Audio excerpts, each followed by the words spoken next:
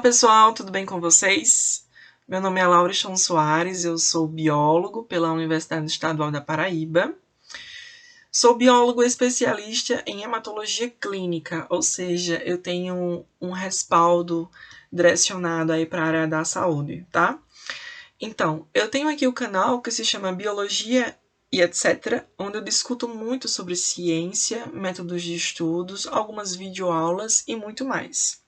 Para o tema da nossa aula de hoje, eu resolvi falar um pouquinho sobre a introdução à anatomia humana.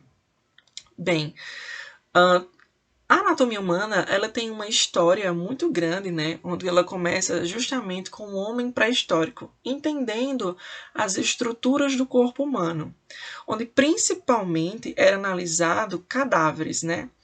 Cadáveres de seres humanos eram abertos, expostos, com a finalidade de conseguir elucidar exatamente quais as estruturas que estavam internas ao corpo humano. Então, foi através da observação que começou-se o estudo da anatomia humana, onde existiam as dissecações dos corpos, né, dos próprios cadáveres, onde analisava e observava as estruturas. E através desse sentido, começava também, né, os estudiosos a realizarem comparações, né, e conseguirem compreender que sempre existiam aquelas estruturas em todos os corpos. Existiam sempre em todos os corpos pulmões, corações, intestino e assim sucessivamente. Mas vale salientar que essas estruturas, né, no início dos seus estudos, ainda não possuíam nomes, né? Então, os estudiosos, né, os cientistas, apenas dissecavam os corpos e analisavam sem dar nomes, tá? Específicos.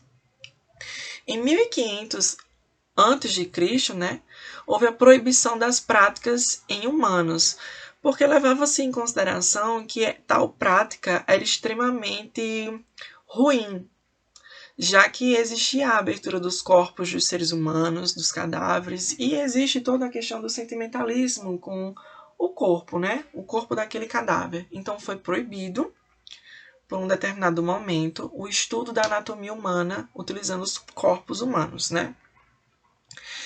Então, Galeno, ele foi um dos estudiosos da anatomia humana que começou a fazer umas breves comparações, né, com a anatomia humana interna de humanos e animais.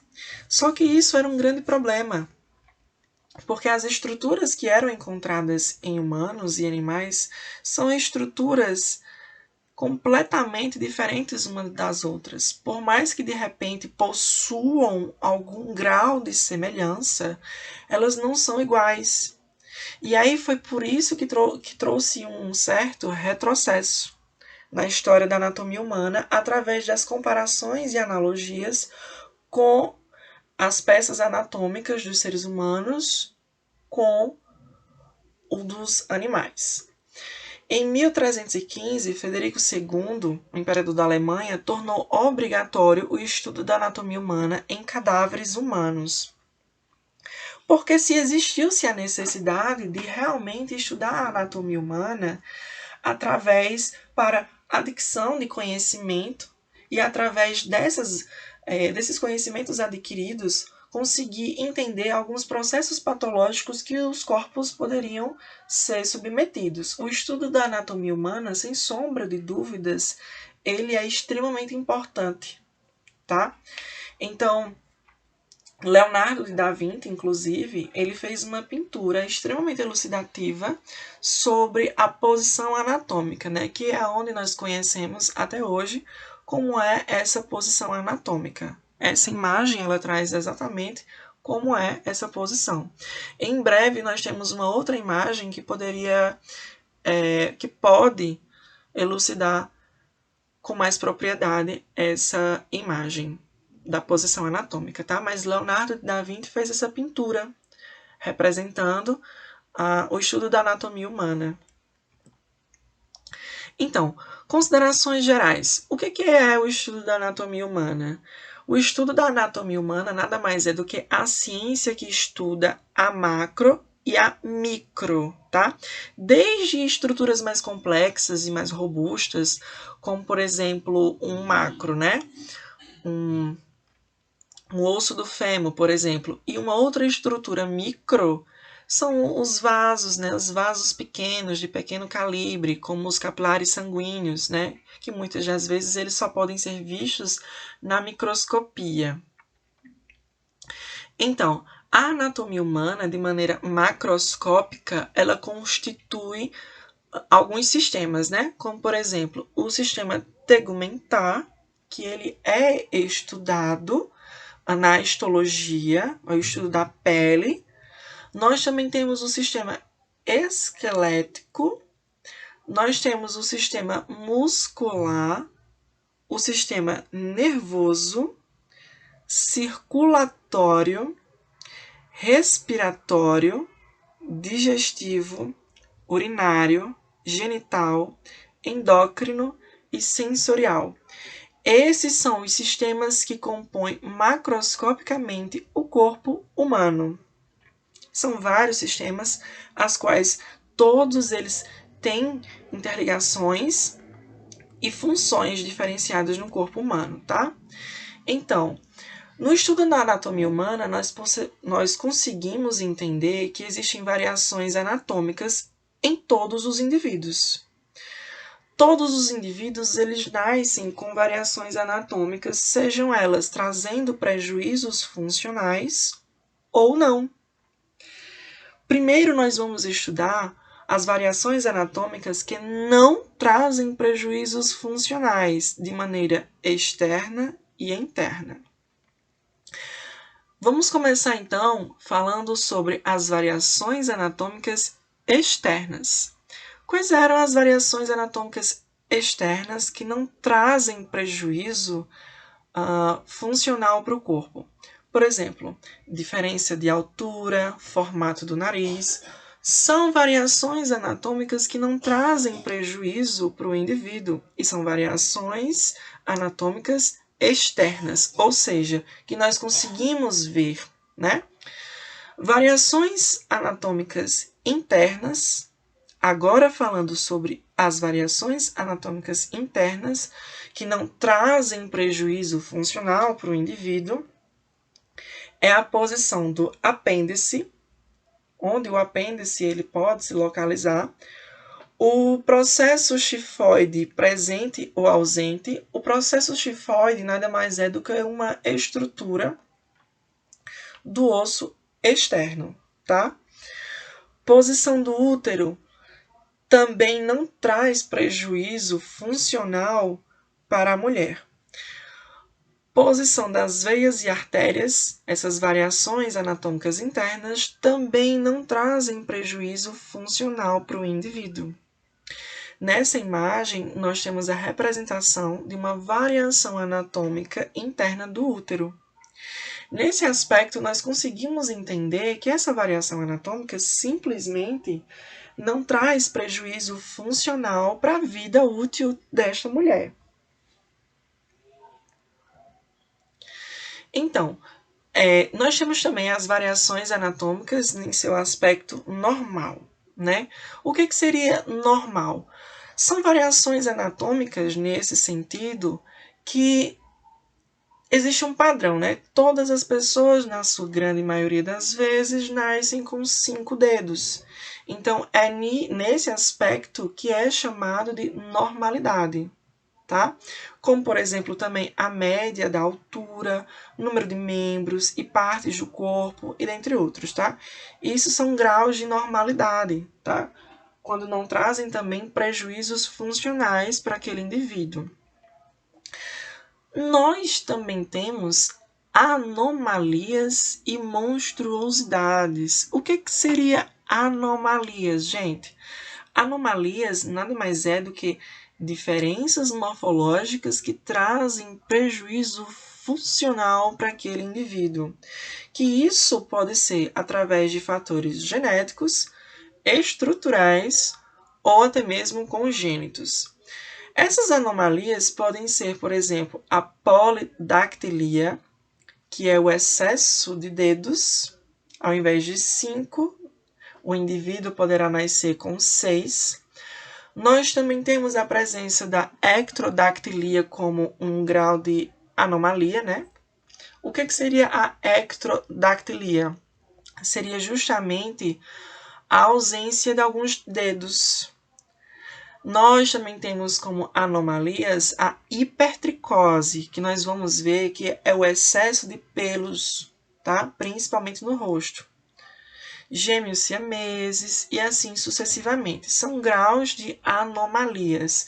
Assim como no ano de 2015 teve o surto epidemiológico de Zika vírus, que ocasionou com que as gestantes desenvolvessem crianças com a síndrome congênita, né? Que favoreceu com que as crianças desenvolvessem anomalias funcionais, neurais, cardíacas, em alguns casos hepáticas, e muitos estudiosos ainda estão tentando compreender ainda todas as anomalias que vieram oriundas do Zika vírus durante o surto epidemiológico no ano de 2015, tá? Então, o que seria monstruosidades, gente? Esse aspecto de monstruosidade seriam anomalias, pessoal, tão acentuada que seria exatamente incompatível com a vida. O indivíduo simplesmente não vai conseguir sobreviver por muito tempo, devido àquela anomalia ser extremamente acentuada. A exemplo disso é a anencefalia. E nós vamos ver algumas imagens representativas. Nesta figura, nós temos a representação da polidactilia. Vocês conseguem averiguar que existe um pequeno excesso de dedos na mão desta criança, que se por acaso a criança tiver algum problema funcional, ou até mesmo esse adulto persistir com esse dedo, pode haver processos cirúrgicos para a remoção desse sexto dedo. Nessa outra imagem, nós temos o exemplo da ectrodactilia. E o que seria a ectrodactilia, pessoal? Como eu falei anteriormente para vocês, é a ausência de alguns dedos, tá? Essa imagem representa exatamente como seria a ectrodactilia. A hipertricose, nessa outra imagem, também é representada, né, pelo excesso de pelos nessa criança no rosto, essa hipertricose. Nós também temos na outra imagem os gêmeos siameses, né, que são indivíduos que nascem juntos, né? Em alguns casos, eles podem realizar alguns processos cirúrgicos para realizar a separação desses gêmeos siameses. Neste outro caso, nós temos aqui o exemplo da anencefalia. E, pessoal, a anencefalia, neste caso, foi o desenvolvimento do próprio sistema nervoso central que não conseguiu ser desenvolvido. Houve um retrocesso devido a algum fator, seja ele genético, congênito ou quaisquer que seja a eventualidade que proporcionou com que a criança desenvolvesse anencefalia, onde o encéfalo ele não desenvolveu. Nessas condições, essas crianças, elas, se chegarem a nascer, as condições de vida delas serão bem limitadas, onde elas só irão possuir apenas 40 minutos de vida após o nascimento, devido a essa anomalia tão acentuada. Então, nós temos alguns fatores gerais de variações anatômicas, por exemplo, a idade. A idade proporciona com que existam várias variações anatômicas. Por exemplo, as crianças possuem mais ossos do que os adultos, né? Isso está completamente relacionado com a idade. Como assim? Como assim, professor? Vocês devem estar me perguntando. Os ossos do crânio. As crianças, elas têm mais ossinhos no crânio, os ossos mais separadinhos. E com o envelhecimento, né, a chegada da fase adulta, esses ossos eles vão se fundindo e se tornando um único osso. Nesse aspecto, as crianças possuem mais ossinhos, que no decorrer da vida, esses ossos vão se fundindo e se tornando um único osso. No caso, existe essa questão das variações anatômicas dentro da idade, tá? Nós também temos variações anatômicas relacionadas ao gênero, né, entre homens e mulheres. O que seria uma variação anatômica? Onde uma mulher possui um útero e um homem não tem um útero. Variação anatômica. O biotipo também é um tipo de caractere que pode ser herdado ou adquirido no decorrer da vida, que também é um tipo de variação anatômica, como o próprio peso corpóreo, elevado ou baixo, os membros curtos ou longos, o diâmetro do tórax e assim sucessivamente. E a própria evolução no decorrer dos anos, ela vai proporcionando com que os seres humanos, né, e a vida no sentido geral, né, todos os indivíduos vão desenvolvendo variações anatômicas. Nessa imagem, nós conseguimos elucidar exatamente a posição anatômica, como eu mencionei para vocês, com as mãos direcionadas exatamente como é nessa imagem, os pés virados para frente e o corpo completamente voltado para frente. Em uma vista nesse sentido, fica exatamente desse jeito. O estudo da anatomia humana também proporciona com que haja as divisões do corpo, os segmentos.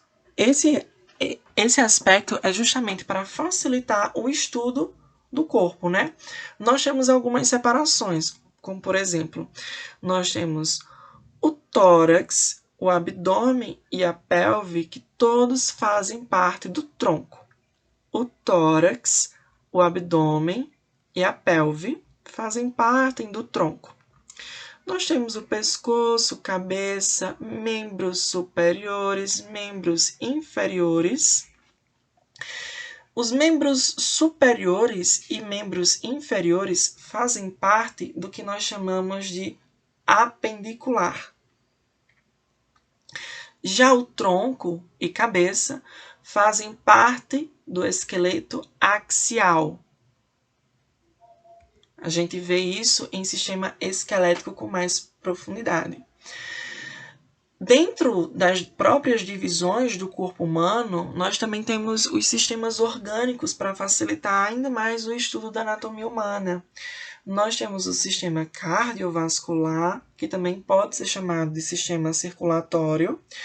Nós temos o sistema nervoso, altamente complexo, o sistema respiratório, digestivo, esquelético e, por último, muscular. Cada um vai possuindo a sua respectiva função dentro do corpo humano, realizando o que nós chamamos de homeostase, o equilíbrio, né?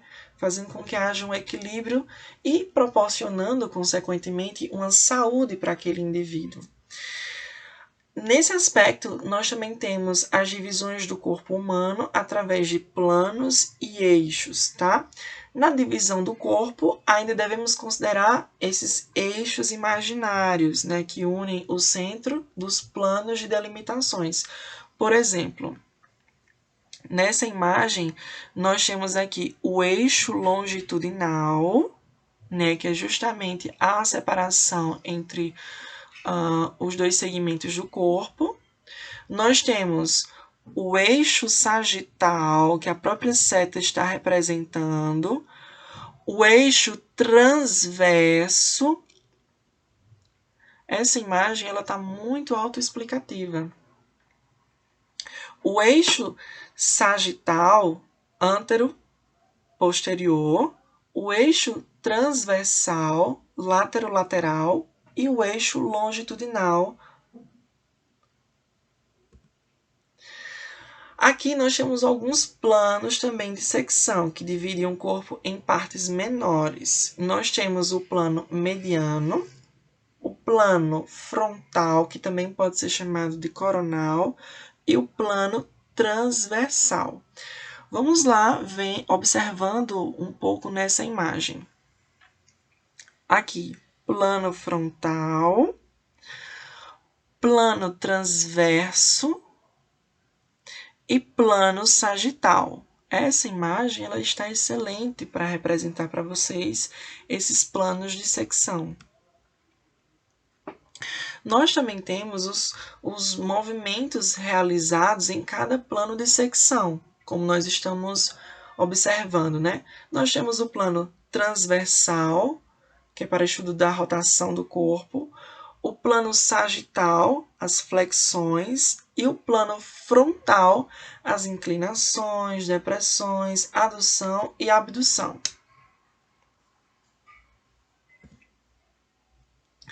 Então, pessoal, nós também temos os princípios da construção do corpo.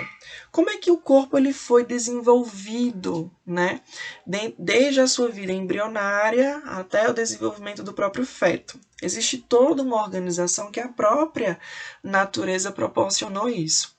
Então, nós temos alguns princípios básicos de construção, que é a antimeria, que nada mais é, pessoal, do que o corpo formado por duas metades homólogas, direita e esquerda. Todos os indivíduos, em sua grande maioria, vai nascer com essa antimeria, justamente onde o corpo ele vai ter duas metades homólogas, ou seja, duas metades iguais umas à outra, onde um lado vai ter um braço e o outro também vai ter um braço. Um outro vai ter um rosto, o outro vai ter a complementação desse rosto. E assim sucessivamente. Nesse aspecto, o corpo ele vai sendo desenvolvido e organizado. Nós também temos a paquimeria. E o que seria a paquimeria? É o corpo que se forma a partir de dois tubos, os paquímeros, onde nós temos o paquímero neural, que é a partir do crânio, e o canal vertebral. Nós temos também como segundo paquímero o paquímero visceral, que vai desenvolver os órgãos abdominais, torácicos e pélvicos. Só recapitulando mais uma vez. Nós temos esse princípio da construção do corpo, onde nós temos a paquimeria, onde nós temos dois tipos de paquimeria, os paquímeros. O paquímero neural e o paquímero visceral.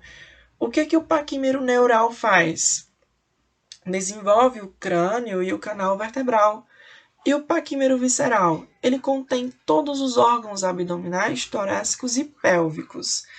Nessa imagem, nós conseguimos perceber um pouco como é essa divisão para o desenvolvimento, né? Onde nós temos aqui a presença do tubo neural, que vai formar o próprio sistema nervoso. Essa imagem ela tá muito boa. Nós também temos o princípio da construção do corpo através da metameria. O que seria isso? O corpo se formando a partir de superposição de segmentos semelhantes entre si, ou seja, os metâmeros, como, por exemplo, o desenvolvimento da própria coluna vertebral, o desenvolvimento das costelas e dos músculos intercostais. Ou seja, os metâmeros, eles vão sendo construídos, né? Isso, pessoal, é os princípios da construção do corpo. Nós também temos o que nós chamamos de estratimeria. É o corpo que se forma a partir de estruturas dispostas em camadas, como, por exemplo, a pele, camadas da parede das vísceras ocas, como do útero, pulmão e bexiga. Nessa imagem, nós conseguimos elucidar exatamente com essa estratimeria, justamente a formação, né, das camadas das paredes das vísceras que são ocas, O que seria um tipo de víscera? Por exemplo, o próprio pulmão. O pulmão é um órgão oco que pode ser formado pela extratimeria. Então, dentro das aulas práticas, pessoal, nós temos algumas regras que talvez seja extremamente importante vocês se adentrarem em conhecimentos a respeito. O comportamento. Dentro das aulas práticas que vocês tiverem na universidade, vocês devem ter uma ética bastante enfatizada, levando em consideração que vocês estão lidando com corpos, com cadáveres de indivíduos, tá? Não pode tirar foto desses indivíduos, desses cadáveres. Tem que ter um maior respeito e utilizar os equipamentos de segurança, como máscara, o próprio jaleco, sapato fechado, luvas, cabelo preso e calça. Fotos, pessoal, com os cadáveres são extremamente proibidos. Nesse aspecto, é importante também respeitar o ambiente e os profissionais que estão ao redor atuando, tá? Também deve ter cuidado com as peças anatômicas e com os próprios cadáveres. Ter cuidado ao manusear, por exemplo, o próprio cérebro ou o coração. Ter cuidado para não derrubar no chão e ter maiores problemas na faculdade. Sendo assim, pessoal, muito obrigado pela atenção de vocês. Obrigado por ter assistido essa aula de hoje. Se você gostou dessa aula, deixa o seu like aqui, é muito importante para mim. Se você teve alguma dúvida relacionada à aula de hoje, deixa aqui nos comentários que eu faço algum vídeo tirando a dúvida de você. Pode deixar aqui nos comentários. Compartilha esse vídeo para qualquer amigo seu que esteja se introduzindo no mundo da anatomia humana ou esteja dentro de um curso da área da saúde. Compartilha, tá? E é isso. Muito obrigado, pessoal. Até a próxima.